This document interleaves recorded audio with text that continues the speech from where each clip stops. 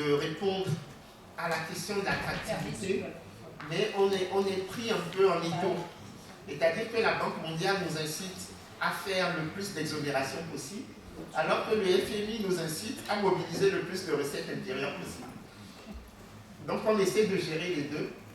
Ce n'est pas simple. Dernière question, celle de William. Je pense que c'était la dernière question. Je suis d'accord avec vous, William. Je crois qu'une des choses que nous vivons et qui rend les choses compliquées, c'est que nous ne nous rendons pas compte que la multiplicité des chocs auxquels nos économies sont confrontées, en fait, c'est la réponse à l'absence, ou bien c'est simplement l'illustration de l'absence de réponse structurelle aux défis du développement. Vous voyez? C'est-à-dire que on ne peut pas séparer la question monétaire ou financière de la question de la construction de l'État. Quand vous reprenez l'histoire de l'Occident, vous voyez le rôle du crédit productif dans la structuration du tissu productif et même de l'État. C'est quelque chose qu'on ne peut pas nier. Aujourd'hui, le discours monétariste auquel nous sommes soumis veut nous faire croire, et c'est ce que disait Philippe, que la monnaie est neutre, qu'elle n'a pas d'impact sur l'économie réelle. C'est faux. Qu'est-ce qui a sauvé le monde occidental au moment de la crise des subprimes? C'est ce qu'on a appelé les politiques monétaires non conventionnelles. Okay.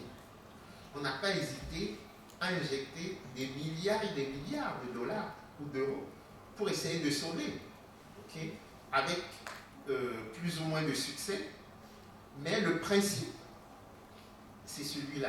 Vous vous imaginez aujourd'hui dans la zone franc, nous avons des taux d'inflation inférieurs à 1%. Dans des pays qui auraient besoin de 7% de croissance chaque année pour essayer de réduire la pauvreté. C'est-à-dire que c'est le dernier rapport de la zone franc qui attire l'attention des gouverneurs de la BCE et de la BEAC sur le fait qu'il ne faut pas être plus royaliste que le roi, que la stabilité des prix, même dans la zone euro, c'est 2% d'inflation. Ce n'est pas 0% d'inflation. À 0% d'inflation, vous êtes dans la déflation. Vous voyez? Et donc, c'est ça la difficulté. Nous ne partons pas des besoins de nos économies et de nos sociétés pour construire les instruments et les canaux de transmission. Nous importons des modèles qui ont peut-être fait leurs preuves ailleurs, mais qui ne sont pas adaptés à nos sociétés, à nos économies. Donc c'est pour ça que je dis à tout le moins, il faudrait qu'on remette chaque fois dans le débat ces instruments. Et je finirai sur ce point. Vous savez, moi je m'intéresse à la monnaie d'abord parce que je suis économiste. Voilà. J'aurais été médecin, je pense que je me serais intéressé d'emblée à la situation sanitaire des hôpitaux, okay, sur mon continent. Okay. Les jeunes africains anti-CFA, ce n'est pas parce qu'ils pensent que la lutte contre le CFA va résoudre tous leurs problèmes. C'est qu'ils n'ont pas beaucoup de sujets de ralliement supranationaux. Et la monnaie en est un. Et donc, via la monnaie, cette jeunesse africaine dit, nous avons une destinée commune. Vous voyez, si on prend les cas des élections présidentielles dans chacun de nos pays, okay, le jeune Camerounais va être frustré parce que Paul Biya est encore là. Le jeune Togolais parce que Faure est là. Le jeune Tchadien parce que Déby est là. Mais on a l'impression à chaque fois que c'est des histoires nationales. Et avec la monnaie, on dépasse la nation et on va dans le supranational et on pose des problèmes qui sont communs à toute cette jeunesse.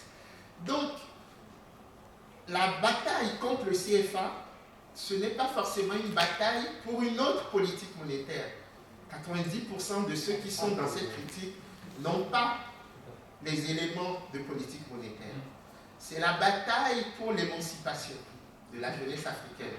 En ce sens, la lutte contre le CFA n'a de vertu qu'instrumentale. Il faut le comprendre. Si on ne le comprend pas, on passe à côté du débat. Merci, je crois qu'on va s'applaudir. Alors, je suis désolée, alors on va Brigitte. Alors attendons, on va écouter peut-être les questions. Voilà. Et on conclut en 2 mots. Alors, ne levez pas tous vos doigts, parce que 2 minutes Brigitte, 2 minutes Ghislaine, 2 minutes Awa. Oui, je sais, tout le monde a levé son doigt, donc il y a 5. Philippe, Jean-Philippe. Alors, 6 en 2 minutes, c'est promis. Tu vous coupes sinon. Alors, Brigitte. Okay. On peut rester, mais alors dans ce cas-là, on décide de rester ensemble un quart d'heure. Donc, Brigitte, d'abord. Alors, Awa, Brigitte. Allez. Non, parce qu'on enregistre. Voilà. Parce qu'il y aura un compte rendu, parce que je suis complètement d'accord, il faut populariser. Awa. Bonjour à tous, et je dis vraiment un grand bravo à M. Kako et M. Nadim aussi.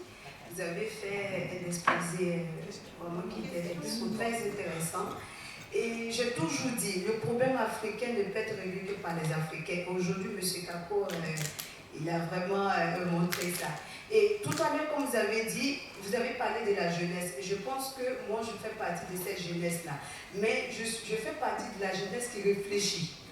Moi, je n'ai pas été dans cet engouement de changer de franc CFA et autres. Non, je n'ai pas été dans ça. Et même le nom, quand ça a changé, j'ai fait un tuteur pour dire, mais éco, c'est pas intéressant. C'est vrai que j'ai eu beaucoup de gens qui me sont tombés dessus. Ah, mais de toute façon, on a déjà changé. Ce qui est plus important aujourd'hui, moi, je pense que la question que je veux poser, c'est la question de l'unicité africaine.